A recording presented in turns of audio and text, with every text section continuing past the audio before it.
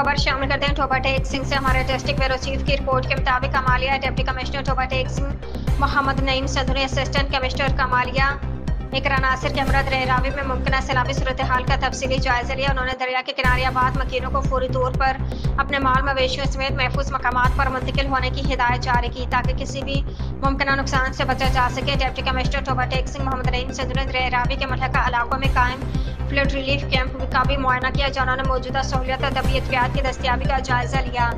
इस मौके पर उन्होंने मुतल्लिका हुकाम को हिदायत की कि मुतासर अफराद को हर मुमकिन सहूलत फ्राहम की जाए। रिलीफ के तमाम इक़दाम प्रोएक्ट और बर वक्त और मौसर अंदाज में मुकम्मल किए जाएँ। असिस्टेंट कमिश्नर कमालिया इकरा नासिर ने सिटी प्रेस क्लब कमालिया के सहाफ़ियों से गुफ्तगू करते हुए कहा कि इंतजामिया किसी भी हंगामी सूरत हाल से निपटने के लिए पूरी तरह चौकस और आवाम की हिफाजत अवली तरजीह है।